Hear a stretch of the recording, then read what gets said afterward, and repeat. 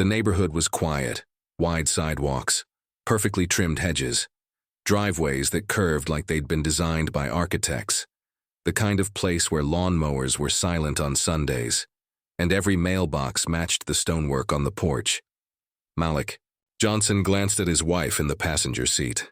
"You ready?" Renee nodded, her fingers gently gripping the folder in her lap. "We've worked 10 years for this. Let's go see what it looks like." They pulled into the cul-de-sac. The sun was bright. The house stood tall. Pale blue shutters, wraparound porch, fresh paint. A white sandwich board sign in the sour. Yard read, "Open house, 10 a.m. to 2 p.m. Contact Lisa for details." Malik turned off the engine. Exhaled. They both took a moment, then stepped out. Malik wore a navy button-down, slacks, polished brown shoes. Renee wore a soft green blouse and slacks. Minimal jewelry. Natural curls tied back. She held the folder, pre-approval letter, printed emails, and a list of questions. They didn't just show up. They came prepared, because experience had taught them. You don't just walk into these neighborhoods. You arrive with proof that you deserve to be there. On the front porch, a woman stood arranging brochures. Late 30s. Blonde. Designer sunglasses perched on her head even in the shade. Lisa. She saw Malik and Renee approaching. She paused. Subtle, but noticeable. The smile she gave was tight, controlled, more polite than welcoming. "Hi, can I help you?" Malik stepped forward, hand extended.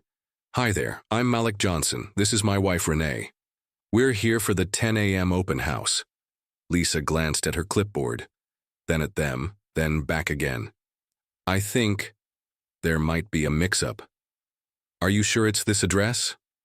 Renee opened the folder and pulled out a printed email.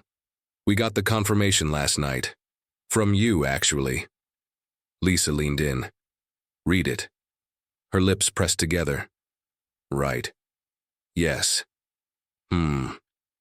Actually, the house just went under contract this morning. I was about to update the sign." Malik blinked. "Really? That fast?" "It's only 10:03. Lisa gave a tight shrug. "It happens. Hot market." Renee was about to thank her and turn back when something caught her eye. Another car was pulling up. A white couple, early 30s, unstepped out. Laughed at something on their phone. Lisa perked up instantly. She waved at them. "Hi, you must be the Thompsons. Come on in." Renee watched, stunned. "Wait, I thought it was under contract." Lisa hesitated. Just a moment, then recovered. "Oh, well, they had an appointment before you. It's complicated." Malik stepped forward, voice calm. "We were told it was first come, first served. Is there any reason we're being turned away?" Lisa's tone shifted, just slightly, sharper. "Look, I don't have time to explain everything. It's been a hectic morning. Thanks for coming. Good luck with your search." She turned, opened the door, let the Thompsons in, and left Malik and Renee standing on the porch, like strangers in their own dream. For a long moment, no one said anything. Then Renee pulled out her phone, held it low, hit record. She zoomed in through the open door as Lisa laughed with the couple, gesturing toward the kitchen, offering champagne. A smile they had not received. Renee whispered, "Same house, same time, different skin." Malik looked down at the steps, then at his wife. "Let's go." They walked back to the car in silence. But the silence wasn't surrender. It was the kind you feel when something inside you decides never again. The car was quiet as they drove away. Malik's hands rested firmly on the wheel, eyes straight, jaw clenched. Renee sat beside him, scrolling through her phone. She wasn't looking at houses anymore. She was watching the video. It was less than 30 seconds, but it said everything. Lisa, the agent, smiling brightly, welcoming the Thompsons inside. Renee's voice in the background, low but steady. Same house, same time, different skin. Malik exhaled, finally breaking the silence.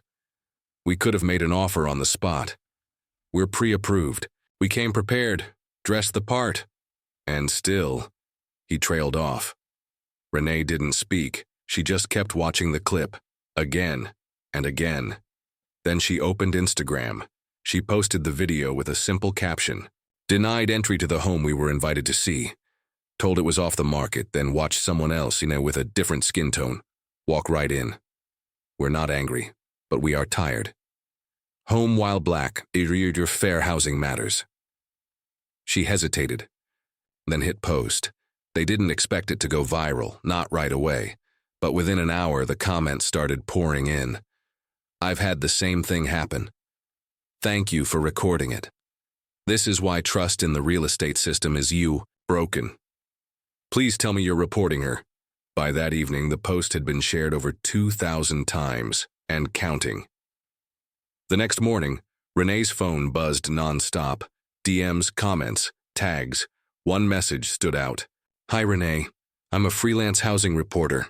I cover discrimination in home buying and would love to talk.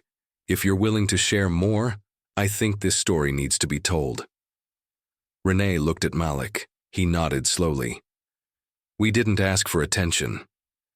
But if this can help someone else, she replied. Yes, let's talk. Meanwhile, Lisa sat at her desk, scrolling her own phone.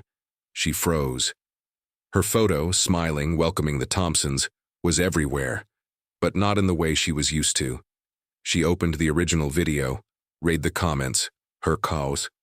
Heart dropped. She called her supervisor. This is ridiculous, they're twisting it. I didn't mean anything, I was just following protocol. I didn't even know they had an appointment. But her voice shook as she spoke. Because, deep down, she did know, and now, so did everyone else. By noon, Renee was on a Zoom call with the reporter. Calm, professional, articulate. She shared everything, the emails, the timestamps, the footage. The reporter asked, "What do you want to come out of this?" Renee paused. I don't want revenge. I want reform. I want someone in that office to sit down and ask, why did this happen? And how many times has it happened when no one hit record? That night, the article went live. The door was closed before they even knocked. One couple's experience with housing discrimination. By Olivia Reeds, Independent Housing Journalism, it was well written, balanced, factual, and undeniably clear. The clip was embedded, quotes from Renee and Malik included. It was no longer just a social media post. It was now a record. Local news picked it up, then national outlets, then influencers with millions of followers. This is why representation matters in real estate. If they hadn't filmed it, no one would believe them. Shout out to Renee and Malik for handling this with class and courage. Malik looked at the screen, hundreds of comments. People sharing similar stories, some admitting they'd never noticed and until now. We didn't go looking for a moment, he said. It found us, Renee replied quietly. Then let's do something with it. If you only saw the clip, you might assume Malik and Renee were just another couple, young, hopeful, new to the neighborhood, and in a way they were. But what you wouldn't know, unless you looked closer, is that they weren't new to being overlooked. Malik Johnson had worked in finance for over 12 years, currently vice president of strategic development at one of the top 3 consulting firms in the country, graduated magna cum laude from Northwestern, MBA from Wharton, fluent in 3 languages, but more importantly, he remembered every room he was told he didn't belong in, and every time he chose to walk in anyway. Renee? She was power in motion. A former high school English teacher turned non-profit founder. Her organization, Bright Futures Collective, helped over 6,000 underrepresented students apply for college, many of them first generation. She'd spoken at conferences, given TEDx talks, and once sat on a Department of Education panel. But she still remembered the sting of her first apartment hunt at 24, when a landlord said, "I already rented it." Then posted the same listing the next day. They had earned everything, every suit, every dollar, every open door. But that didn't mean the world always saw them that way, because to some people success isn't seen first. Skin is. Back at home, Malik sat at the kitchen counter, laptop open, phone buzzing every few minutes. His firm had sent a message that morning. "We saw the article. We're proud of how you handled it." One of the senior partners called personally. "Malik, you kept your composure in a situation where many would have lost it. That's leadership." Malik thanked him, then closed his laptop. Renee was in the next room, organizing scholarship packets for her students. She had a TV interview later that week. Another podcast had reached out. Even a housing reform organization wanted her to speak on a panel. But what she cared about most was what she told her students every day. You don't get to choose how people see you at first, but you always get to choose what you do with it. They had no plans to turn this into a brand. No GoFundMe, no merchandise, no hashtags beyond what people were already sharing. Because to them, this wasn't a moment to monetize. It was a mirror for others to see. That evening, they sat on their couch, TV off, phones down, just quiet. Malik looked over at Renee. You know what makes me saddest? What? She asked. That I wasn't even shocked. Renee nodded. Same. That's why it has to change. Not just for us, but for the next couple. And yet, beneath the sadness, there was something else. Resolve. Not loud, but steady. Like the kind that had gotten them through college, through rejection, through all the little daily dismissals that never made headlines. This time, though, it did. And now, they had a platform. Renee opened her email. The subject line read, "Your story inspired me. Thank you." It was from a woman in her 50s. She wrote, I've lived in this town for 20 years. I still feel like a visitor in some spaces. But when I saw your video, I cried. Because it's not just about a house. It's about being reminded you're not crazy for noticing. Thank you for standing tall. Renee wiped a tear from her eye, then whispered, Let's keep going. By Thursday morning, the story had reached national news. Couple denied house tour sparks conversation about housing discrimination. NBC Morning Report, real estate, real racism. Vox Opinions, they told us it was sold. It wasn't. BuzzFeed features Renee's video now had over 2.4 million views on Instagram. On Twitter, clips of Lisa smiling at the white couple while turning Malik and Renee away were being duetted, stitched, reposted, memed, and analyzed. Home While Black was trending. People in the comments weren't just angry, they were sharing. This happened to my dad when I was a kid. My husband and I are pre-approved, but were shown only fixer-uppers in worse neighborhoods. This is why we gave up trying to buy and just kept renting. But amid the flood of outrage, something else surfaced. A DM from a woman named Cassandra. Hi, Renee. I used to work with Lisa. I just saw your video. I believe you. And I have screenshots. You're not the first couple she's done this to. Renee sat at her kitchen table, hand over her mouth. She clicked into the attachments, group texts from Lisa to other agents, laughing about screening out the window shoppers. Using phrases like, not our kind of buyer. Didn't feel like they'd blend in with the neighborhood vibe. Sent them down the street. Let someone else deal with the awkwardness. Renee showed the phone to Malik. He didn't say anything, just closed his eyes and nodded once. That same day, the broker firm that employed Lisa, a mid-sized company with 80-plus agents, issued a brief statement. We are aware of a video circulating on social media regarding an incident involving one of our agents. We take these matters seriously and are currently reviewing the situation internally. Generic, vague, PR boilerplate, and it didn't land well. Real estate TikTok exploded with professionals weighing in. Let me be clear, this is a violation of the Fair Housing Act. You don't get to decide who's worth seeing a home based on your biases. I'm ashamed that someone in my industry still thinks this is okay. Meanwhile, the National Fair Housing Alliance reached out directly. They offered legal support, public advocacy, and most importantly, pressure. We've seen this too often, their rep said, but rarely is it caught so clearly. You're doing more than speaking up. You're changing something. At Lisa's office, tension hung. Like smoke, some coworkers avoided her. Others asked carefully worded questions. She was called into her manager's office. Richard, late 50s, longtime agent. Company man? He gestured for her to sit. Lisa, what happened? She gave the usual lines. It's a misunderstanding. They're making it racial when it wasn't. I was overwhelmed. I didn't mean any harm. Richard didn't. Blink. He opened his laptop, pressed play, and showed her the footage. Lisa squirmed. Then he opened the screenshots Cassandra had leaked. Her words, her tone, her jokes. There was nothing left to explain. "We have an internal code of conduct," Richard said quietly, "and a federal law. You broke both. This is bigger than you, Lisa, bigger than this office, and we have to act." Across town, Malik and Renee sat in a quiet conference room at the Fair Housing Alliance. They weren't demanding lawsuits. They weren't chasing headlines.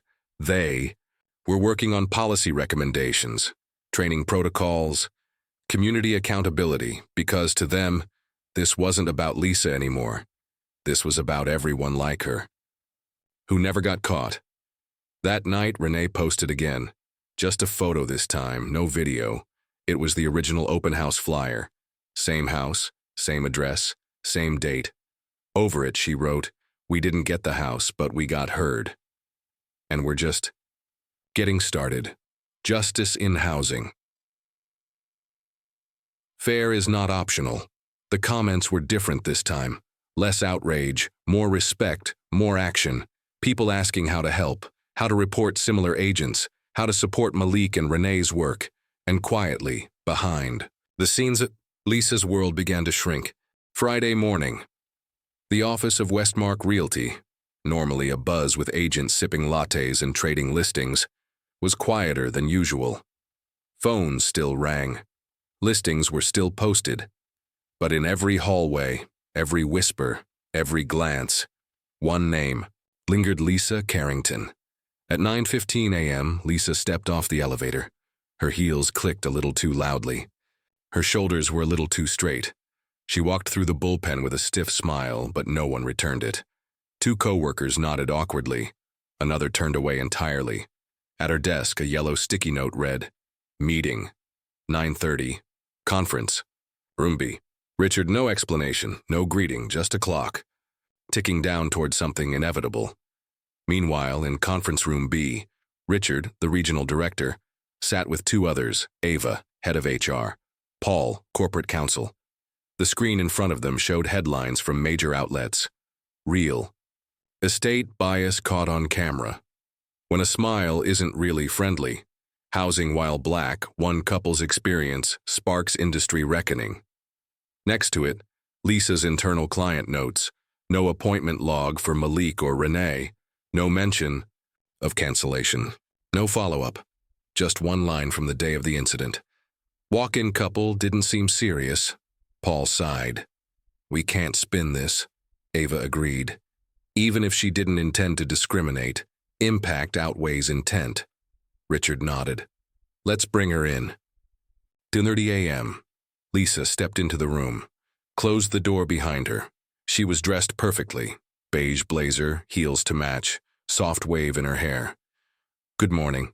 No one responded. Richard gestured for her to sit. She did. Her voice was light, almost casual.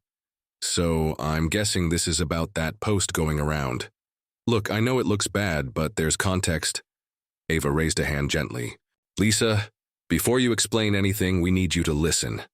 Lisa sat back, arms folded, but her smile faded. Richard clicked play on the now viral video. No narration. Just images. Malik and Renee being told the house was under contract. The white couple being ushered in moments later. Lisa smiling, laughing, pouring drinks. Then Renee's voice. "Same house, same time, different skin." Lisa looked away. "It's not what it looks like. I didn't know who had appointments. I was overwhelmed that morning." Paul spoke calmly. "You were the only agent on duty. You accepted 3 walk-ins that day, but turned away the one black couple who came with documentation." Lisa's voice cracked slightly. It was instinct. "They looked unsure. I didn't think they were serious." Silence. Ava looked her in the eye. "Exactly." Richard slid a printed page across the table. Lisa picked it up. Her own words. Screenshotted from a group chat leaked by Cassandra, her former co-worker. "Didn't feel like they'd fit in this zip code." Sent them on their way. Wasn't worth the awkwardness. Lisa's lips parted. That was a joke. We all say things when venting. Ava's expression didn't change. It wasn't funny then. It's not funny now. Paul closed his folder. Lisa, we've reviewed your file. We've considered your tenure, your past performance, your statements, your conduct. And we've made a decision. Lisa straightened. What kind of decision? Richard looked at her with the kind of exhaustion that comes from knowing something should have ended sooner. Effective immediately, your contract is terminated. The words hit like a slap. Lisa stared at them, then laughed. You're firing me? Over a video? Over one couple? You're letting internet outrage dictate your hiring now? Ava stood slowly. We're letting your behavior dictate the consequence. The internet just held up the mirror. Lisa pushed her chair back. Stood. You're making a mistake. I built this office's sales record. Richard nodded, slowly. And now you're the reason we're being audited by HUD. We're not making a mistake. We're correcting one. Lisa left the room without another word. Her desk was cleared before noon, her nameplate removed. And in its place, silence. But not the awkward kind. The necessary kind. The kind that comes after accountability finally arrives. End of part 5. Monday, 11 Bond a.m. Westmark Realty Headquarters, downtown branch. Malik adjusted his tie in the elevator mirror. Not because he needed to, but because he remembered something his father used to say. Sometimes we dress sharp, not for how we look, but to remind them we don't come in broken. Renee stood beside him. Calm, grounded, a navy blazer, pearl earrings, a leather folder in hand. Inside, printed emails, screenshots, and a single-page timeline. Neat, factual, undeniable. When they walked into the lobby, the receptionist stood up quickly. Mr. and Mrs. Johnson? Renee nodded. We're here for the 11 a.m. meeting with senior management. Of course, right this way.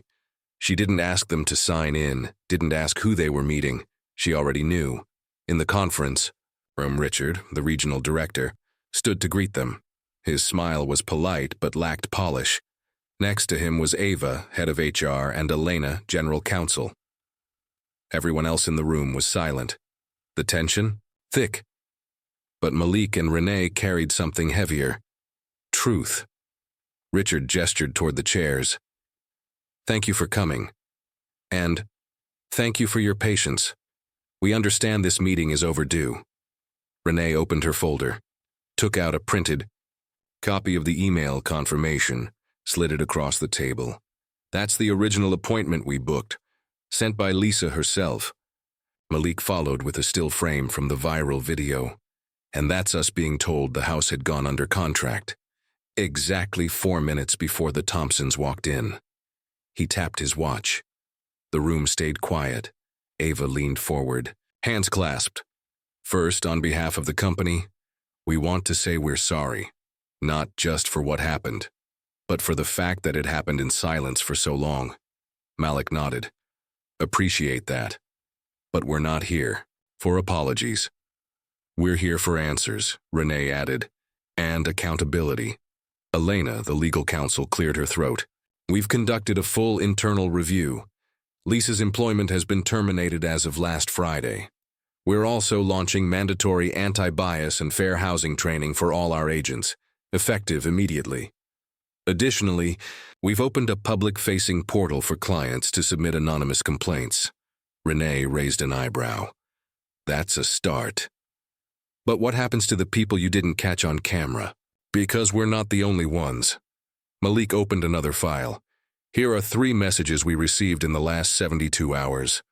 All from families of color, all denied showings by agents from your firm. No recordings, just memory, just frustration. Richard looked down, silent.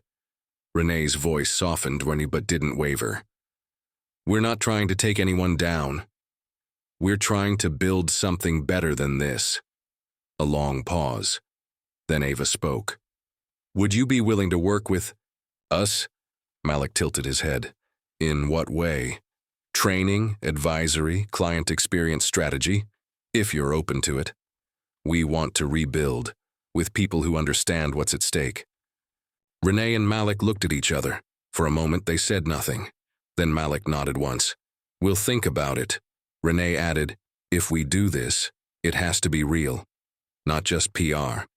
Not just look who we brought in to fix it. Richard met their eyes. We understand. We've been forced to see what we've been blind to. The meeting ended without handshakes, but with something more honest, recognition. Outside the building, Malik and Renee stepped into the sunlight. The same streets, the same sky, but something felt lighter. Malik exhaled. You think they really meant? Renee shrugged. Maybe. But even if they didn't, she smiled faintly. They heard us. That night, Renee posted one more time. A photo. Just a close-up of her hand, holding the folder they brought to the meeting. No faces. No names. Caption. We don't scream for fairness because we're angry. We speak it because it's overdue. Real change doesn't always begin with fire. Sometimes it starts with a calm room and a table full of facts. Decent housing. We were ready. Monday, 4:32 p.m. The email arrived quietly. No subject in bold, no red alert, just a short line. Meeting scheduled with HR, 9 a.m. tomorrow. Lisa Carrington stared at it, heart still, mind racing. She knew what it meant, but part of her still hoped it was something else. That night, she scrolled through her phone for hours, searching for any post that defended her.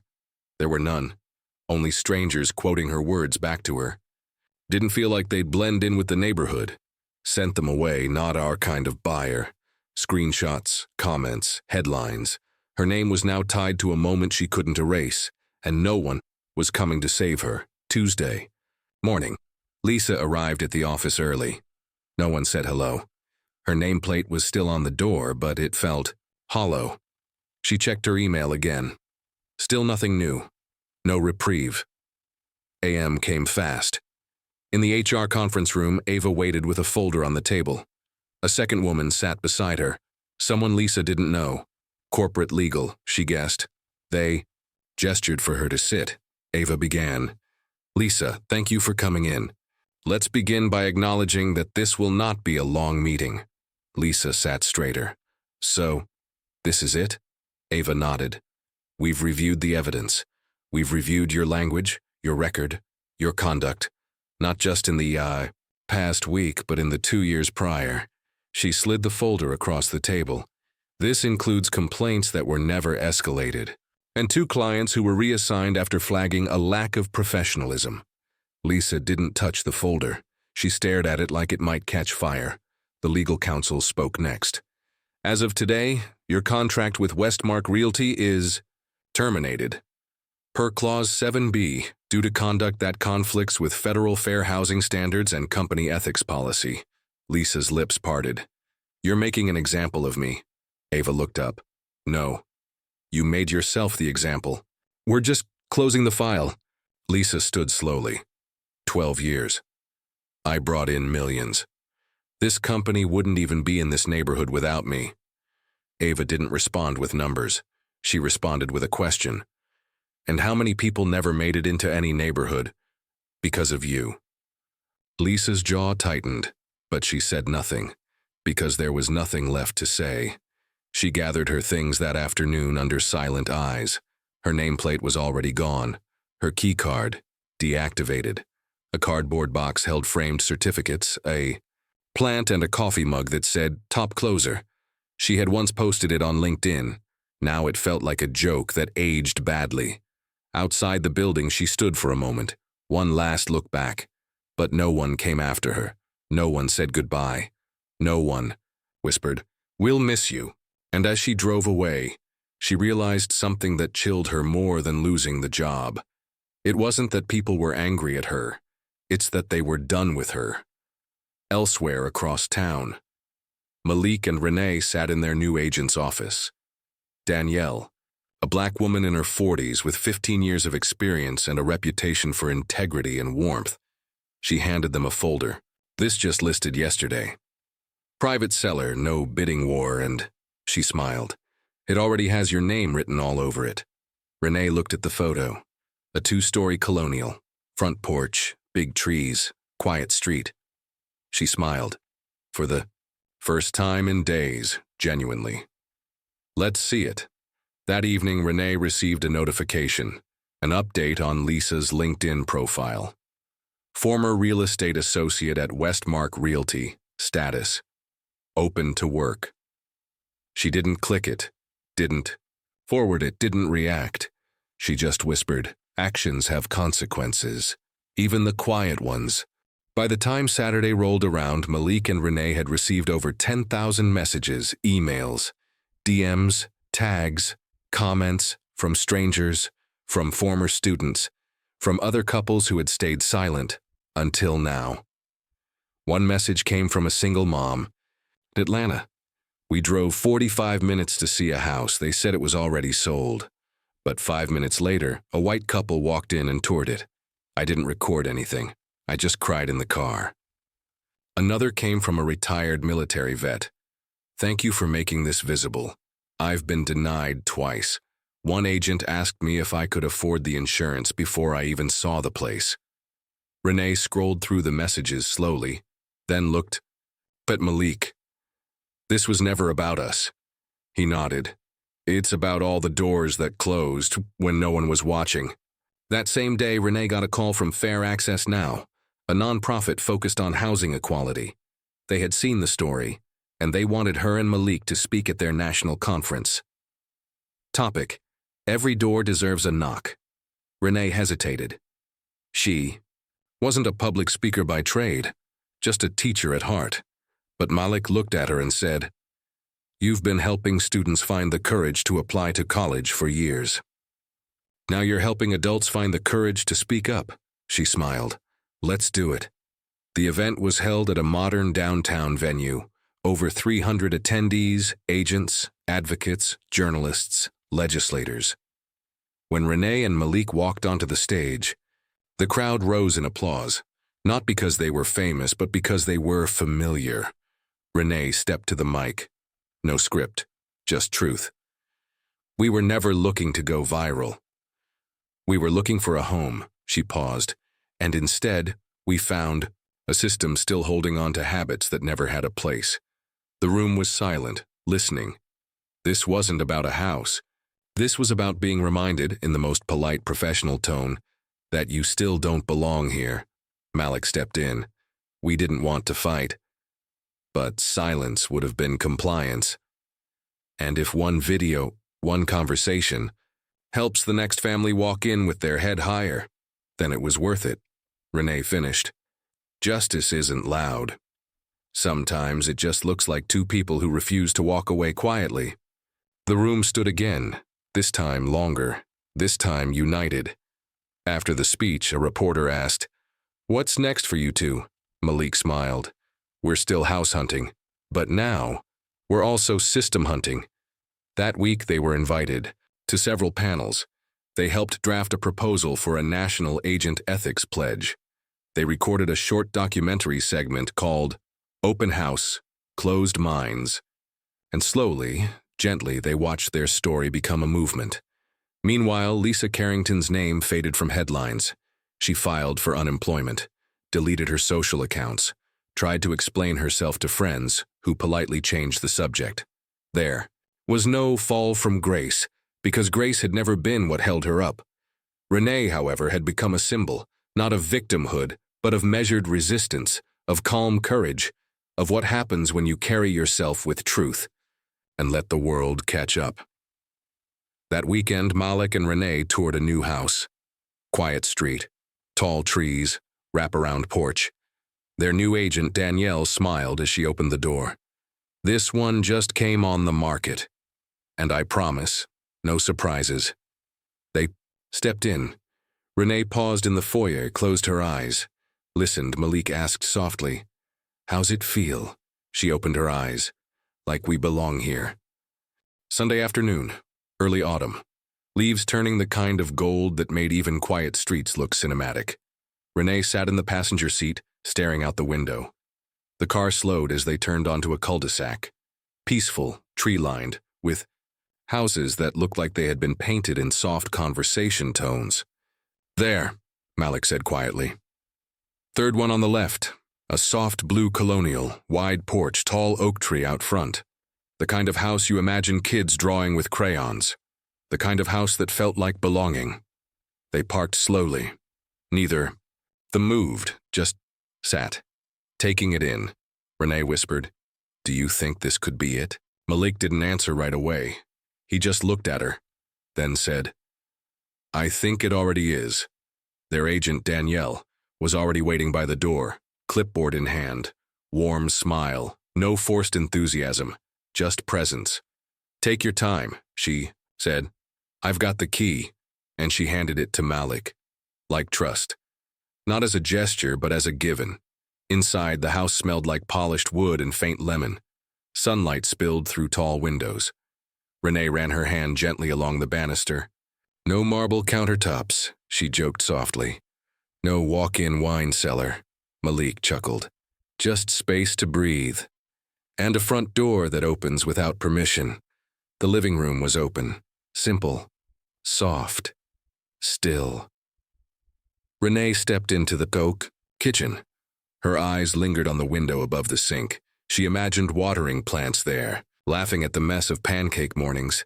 She imagined living.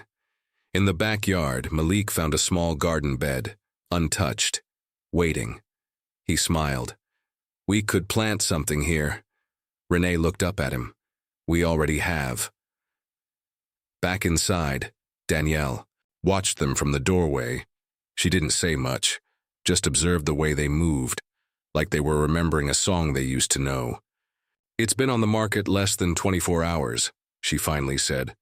"But the owners reviewed your application early." "They picked you," Renee blinked. "They, what?"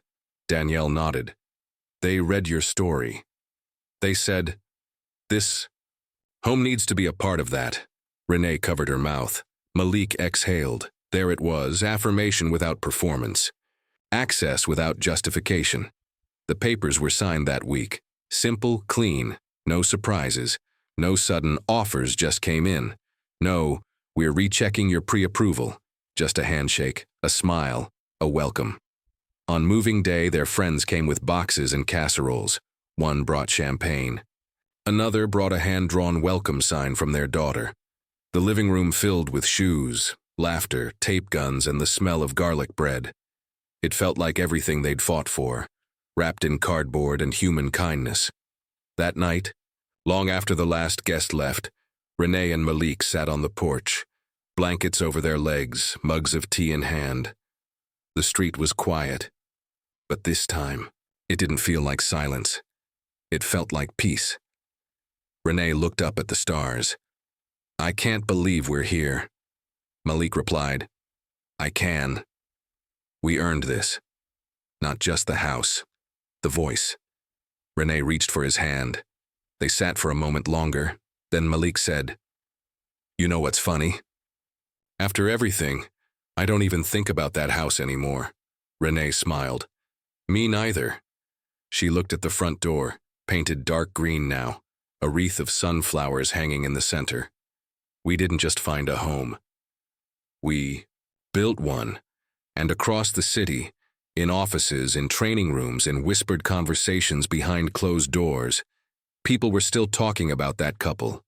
The calm ones, the firm ones, the ones who walked in with proof, were turned away and walked back through a better door, not just for themselves, but for everyone watching. 2 months later, a crisp fall evening, the leaves in their new neighborhood had turned orange and gold. Inside their home, Malik and Renee sat on the living room floor, not the couch, just the floor. Warm tea in hand, surrounded by open books, a half-empty pizza box, and the soft hum of jazz playing in the background. Home, not just the place, but the feeling. Malik looked over at Renee. "You ever think about that day?" Renee raised an eyebrow. "Which one?" The one where she told us we had the wrong address, Renee smirked. Every now and then. But it feels distant, like something that happened to other people, a version of us that had to prove everything. Malik nodded. I'm proud of them. Those two. They didn't flinch. Renee got up and walked to the bookshelf. She pulled down a small black journal. Inside were screenshots, notes, printed articles, DMs, the whole arc of what they had lived. She flipped to the final page, a note she had written the week they moved in. You didn't shut us down. You taught us how to stand taller. She closed the journal. This story won't be the last of its kind. But I hope it's one fewer story for the next family. A few days later, they were invited to speak at a local high school. The counselor had called after reading Renee's op-ed in the city newspaper. Justice doesn't always shout. Sometimes it just stands still. That Friday, they stood in front of a group of 11th and 12th graders, students of every background. Some bored, some curious, all listening. Renee began, You're going to walk into rooms someday where people decide who you are before you even say your name. They'll look at your shoes, your skin, your smile. She paused. What matters isn't how they see you. It's how you hold yourself anyway. Malik followed. We walked into a house we were invited to and were told to leave. We could have yelled, could have cursed, could have broken something. Instead, we built something. A student raised their hand. What would you say to someone who's afraid to speak up? Renee stepped forward. Fear is real, but silence makes it permanent. Speak, even if your voice shakes. Stand even if you're alone, because someone else is watching and deciding whether they'll stand next time too. The students applauded, not the forced kind, but the kind that says, I see you. I hear you. You gave me something I didn't know I needed. That night back at home, Malik and Renee sat on their porch. No lights on, just stars and stillness. He looked over. We didn't just get a house. We got our voice back. Renee sipped her. Duitu, we never lost it. We just remembered how to use it. The wind moved gently through the trees. The porch creaked beneath them. And in that quiet, one final thought landed, softly, but with weight. Renee whispered, We weren't asking for a favor. We were asking for fairness. And now, she smiled, we're building it one brick at a time.